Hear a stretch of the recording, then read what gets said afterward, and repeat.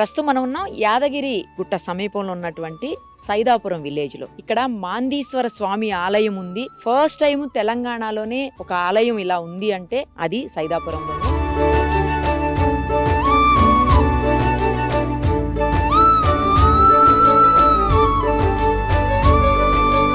ఒకసారి చూద్దాం మాందీశ్వర స్వామి అసలు ఎవరు, ఎందుకు ఇక్కడ ప్రతిష్ఠించారు, ఆ స్వామివారిని దర్శనం చేసుకుంటే ఎలాంటి మంచి ఫలితాలు మనకు వస్తాయి, అలాగే ఎలాంటి దోషాలు తొలగిపోతాయి, ఇవన్నీ కూడా మనం స్వామి బోధానంద గారిని అడిగి తెలుసుకుందాం. ఎందుకంటే స్వామి బోధానంద గారి ఆశ్రమంలోనే ఈ మాందీశ్వర స్వామి వారి విగ్రహ ప్రతిష్ఠ జరిగింది. సో ఒక్కసారి ఆ డీటెయిల్స్ అన్ని ఆయన్ని అడిగి తెలుసుకుందాం రండి.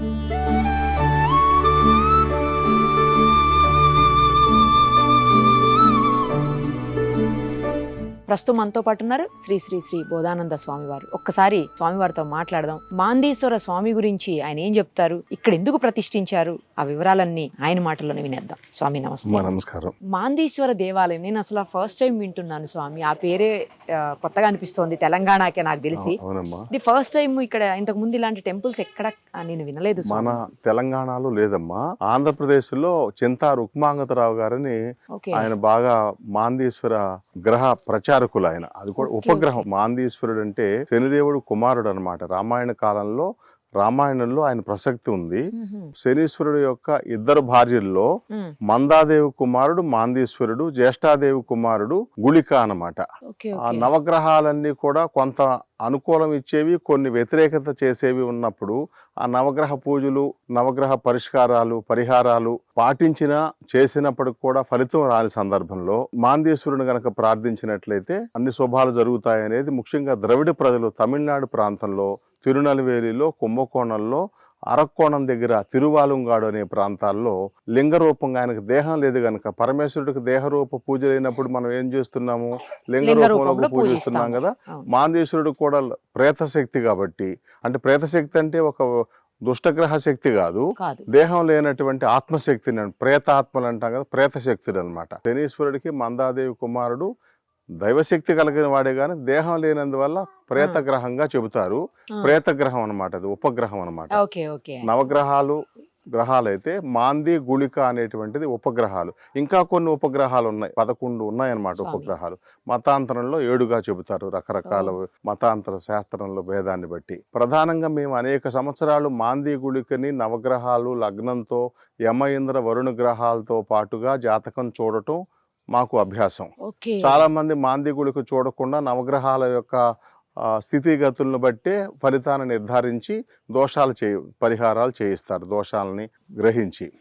మేము మాందిని గ్రహించి మాంది దోషాన్ని పరిహరించే దానికోసం పరిహారాల కోసం ఏం చెబుతాం, మేము కర్ణాటక వెళ్ళండి, తమిళనాడు ముఖ్యంగా కుంభకోణం వెళ్ళండి, మద్రాసు దగ్గర అరక్కోణం వెళ్ళండి అని చెప్పేటప్పుడు అంత దూరం వెళ్ళటం మాకు అవసరమైంది, స్వామీజీకి అవసరమైంది, స్వామీజీని ఆశ్రయించిన భక్తులకి అవసరమైన సందర్భాల్లో దూరాభారం చేత వైప్రయాసలకు గురయ్యి చాలా ఇబ్బంది పడి లాంగ్వేజ్ ప్రాబ్లం వల్ల అవస్థపడుతూ ఉన్నారు. అందుచేత ఈ మధ్య కాలంలో చింతా రుక్మాంగతరావు గారు మంగళగిరిలో ఒక శ్మశాన వాటికలో లింగరూపంగా ప్రతిష్ఠించారు. తమిళనాడులోనైనా లింగరూపంలోనే ఉంటారు, అరూపి గనక నిరాకారం కాబట్టి ఆయన లింగరూపంలో ఉంటారు. అందరూ వెళ్ళి పరిహారాలు చేసుకుంటూ ఉంటారు తమిళనాడులో. ఈ చింతా రుక్మాంగతరావు గారు ఎప్పుడైతే మంగళగిరిలో ప్రతిష్ఠించారో, మరి మన దగ్గర కూడా ప్లేస్ ఉంది కదా, మనం ఎందుకని ప్రతిష్ఠించకూడదు అనేటువంటి ఆలోచన కలిగి ఆ చింతా రుక్మాంగతరావు గారి చేతనే ఇక్కడ ప్రతిష్ఠ చేయించడం జరిగింది. ఆయన తెలంగాణ ఆంధ్ర ప్రాంతంలో మాందీశ్వర ప్రచారకులు ప్రప్రథముడు అని చెప్పవచ్చు. ఇంకా నాతో పాటుగా ఇంకో 4-5 ఆడవాళ్ళు ఉన్నారు, ఇంకా వేరే వ్యక్తులు కూడా ఉండవచ్చు. ఆ విధంగా మనం తెలంగాణలో ప్రప్రథమైనటువంటి మాందీశ్వర దేవాలయం, నవగ్రహాలే కాకుండా ఉపగ్రహాలుగా ఉండే మాందీ గుళికల్లో మాందీశ్వరుడు లింగరూపంగా ఉండేటువంటి దేవాలయం. ఈ స్వామికి గుళిక కాలంలో తన సవతి సహోదరుడైనటువంటి ఆ గుళిక పేరు మీద రాహుకాలం ఎలా 1 గంటన్నర ప్రతిరోజున ఉంటుందో గుళిక కాలం కూడా ఉంటుందన్నమాట. శనివారం నాడు ఉదయం 6 నుంచి 7:30 వరకు 1 గంటన్నర కాలంలో, ఆ గుళిక కాలంలో రోజు చేయకూడదని కాదు, ప్రతినిత్యం ఎల్లప్పటికీ చేయవచ్చు, మిగతా దేవతల్లాగానే ఆరాధించవచ్చు. కానీ గుళిక కాలంలో ఆయన ఆరాధించినప్పుడు విశేషమైనటువంటి ఫలం అన్నమాట. ఎక్కువ సత్ఫలితాలు వస్తాయని శనివారం నాడు గుళిక కాలంలో స్వామివారికి లింగ రూపంలో ఉన్నారు కాబట్టి పంచామృతాలు, పళ్ళరసాలు, వివిధ రకాల ఆయనకి ఇష్టమైనటువంటి ద్రవ్యాలతో అభిషేకం చేయటం, అర్చన చేయటం, ఆయన యొక్క మంత్రానికి స్వాహాకారం చేర్చి ఆహుతులు, ఆజ్యాహుతులు, స్విష్టకృత ఆహుతులు, అగ్నిముఖంగా కూడా ఆయన్ని ఆరాధించడం జరుగుతుందమ్మా. ఒక 2 నెలల కాలం నుంచి మేము ఇక్కడ ప్రతిష్ఠించి ఆరాధించడం జరుగుతుంది. ప్రతి శనివారం ముఖ్యంగా సెకండ్ సాటర్డే మట్టుకు వందలాది మంది స్వామిని దర్శించడం జరుగుతుంది. ఈ మధ్య కాలంలో ప్రతిష్ఠించాం కాబట్టి ఇంకా బాగా ప్రచారం అవ్వలేదు. మీరు సుమన్ టీవీ వారి వల్లే కదా మా కాలభైరవ క్షేత్రం కూడా, మా గోశాల కూడా ప్రశస్తి వహించింది. ఇప్పుడు మీరు వచ్చి ఈ క్షేత్రాన్ని కూడా మీరు ప్రచారం చేస్తున్నారు కాబట్టి మరింత ప్రశస్తి వహించే అవకాశం ఉంటుందని మేము ఆశిస్తున్నాము. స్వామి జనరల్ గా శివయ్య కదా లింగ రూపంలో ఉంటారు, అది బట్ ఎందుకని మాందీశ్వరు లింగ రూపం అయితే ఎందుకు? ఏదైతే బ్రహ్మశాపం చేత కొంత పరమేశ్వరుడికి బ్రహ్మదేవుడికి ఈశ్వరుడికి శాపవశాత్తు రూపంతో పూజించేటువంటి అర్హత లేదు. బ్రహ్మదేవుడికి అసలు దేవాలయాలే ఉండవు. అవును.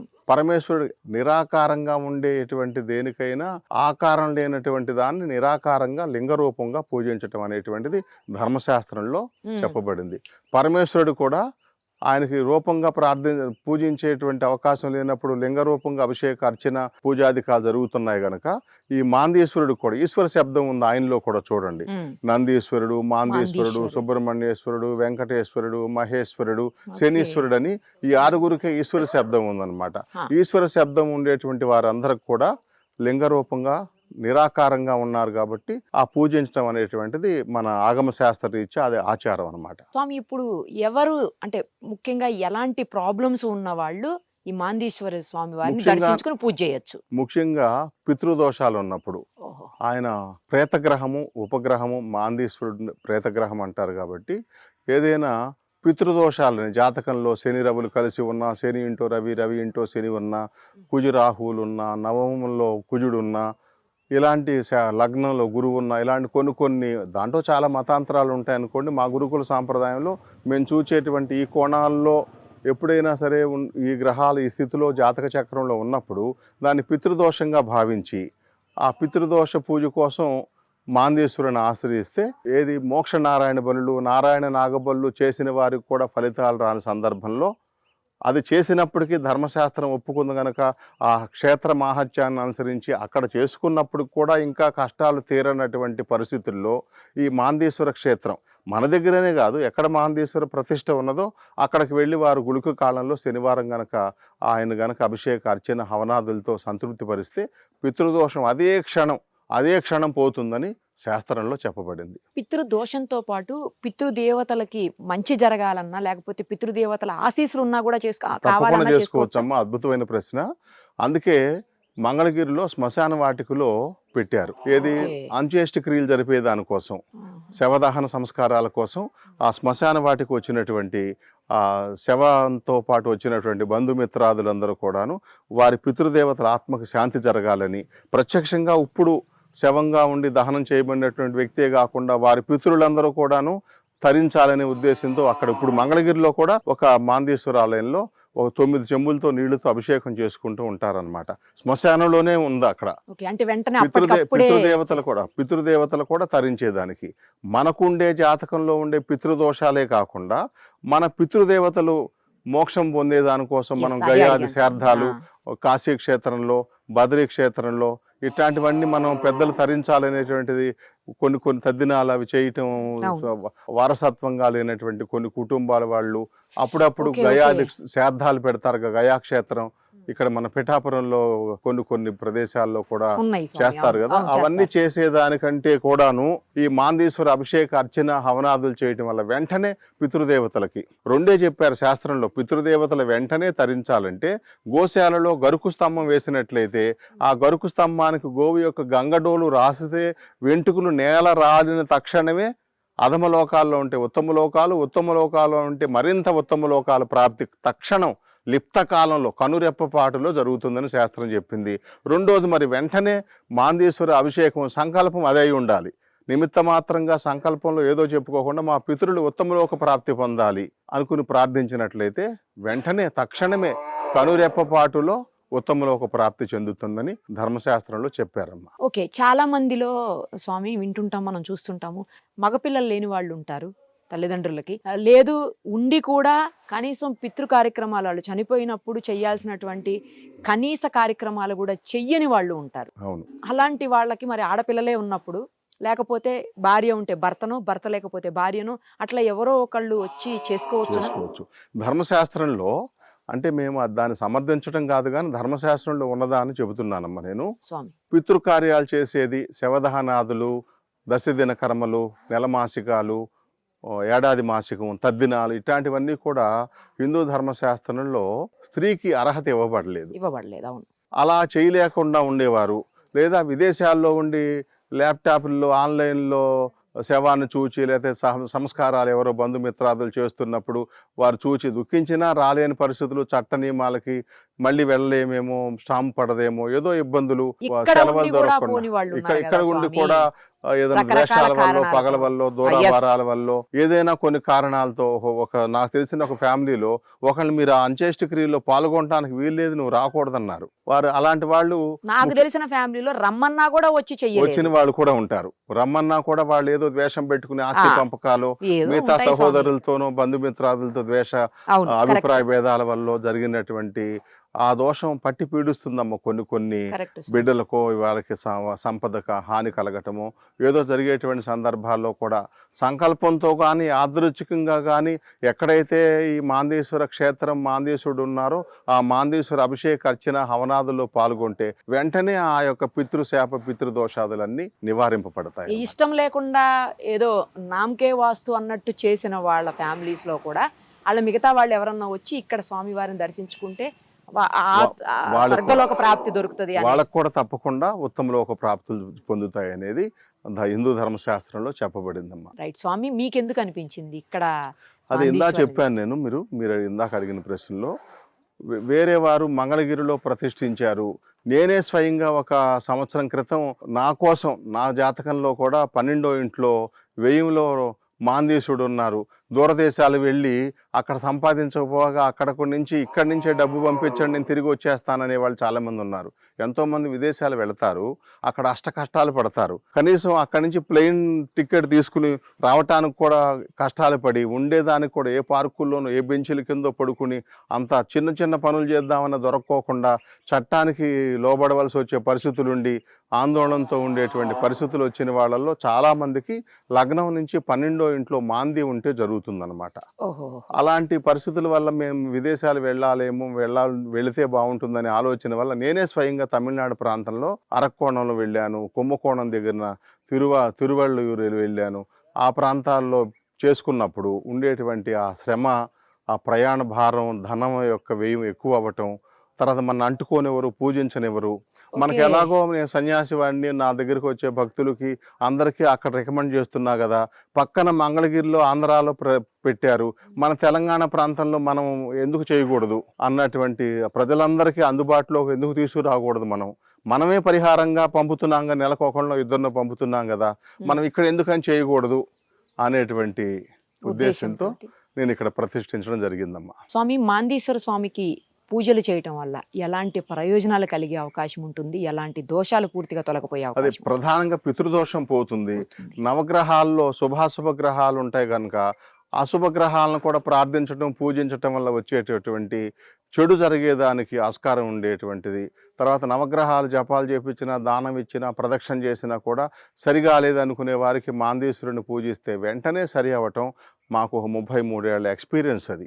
ఇప్పుడు స్వామివారికి అంటే మాందేశ్వర స్వామివారికి పూజలు చేస్తే ఇంకా మనం నవగ్రహాలకు పూజ చేయాల్సిన, ఆ దోష పూజలు చేయాల్సిన అవసరం ఉండదా స్వామి? శాస్త్రంలో ఉన్నదాన్ని దాన్ని పెద్దలు అనుసరించిన మార్గాన్ని మనం ఒకే క్షణంలో తోసివేయకూడదు. కానీ బాగా విచక్షణగా ఆలోచించినట్లయితే నవగ్రహాల్లో అందరికీ అనుకూల గ్రహం ఉండదు, వ్యతిరేక గ్రహాలు కొన్ని ఉంటాయి.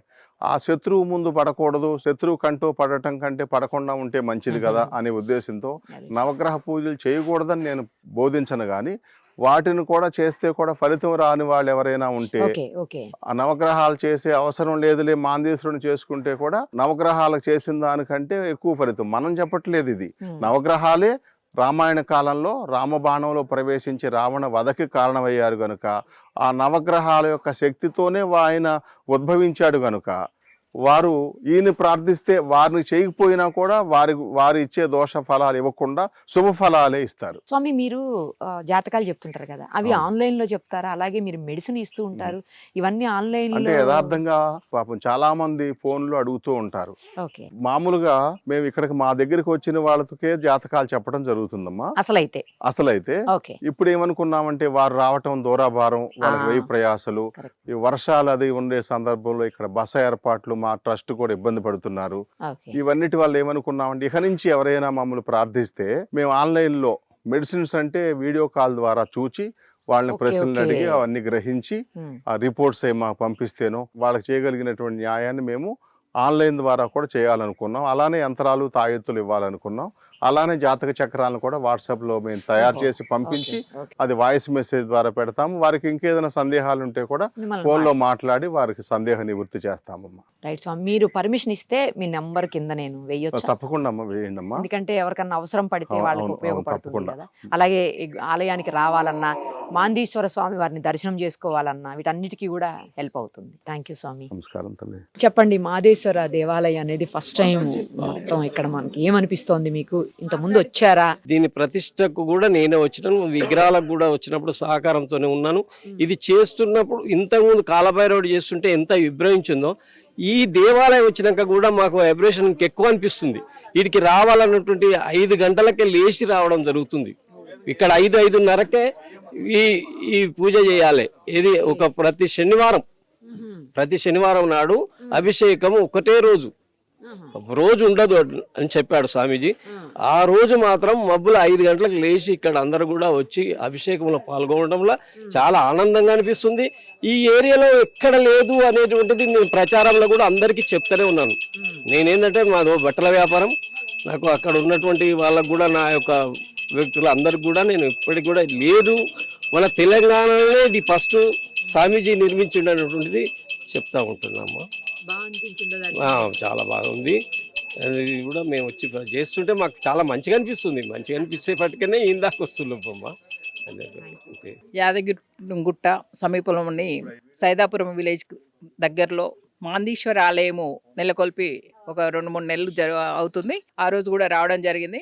స్వామీజీతో మాకు 10-12 సంవత్సరాల నుంచి పరిచయాలు ఉన్నాయి. తను కష్టాన్ని, ఎంత కష్టం వచ్చినా కూడా బాధపడతాడు తప్ప పక్కన వారిని బాధ పెట్టే ఉద్దేశం తనకు ఉండదు. వేరే వారిని ఏది కూడా ఆశించకుండా తన కష్టాన్ని తను గట్టెక్కించుకుంటూ వచ్చిన వారందరికీ కూడా భోజనాలు, టిఫిన్స్, ఇక్కడ ఎన్ని సౌకర్యాలు అంటే అన్ని సౌకర్యాలు కల్పించి వాళ్ళందరినీ కూడా ఆదుకొని కష్టాల్లో వచ్చిన వారిని సంతోషపెట్టి పంపించే మనస్తత్వం ఉన్న స్వామీజీ.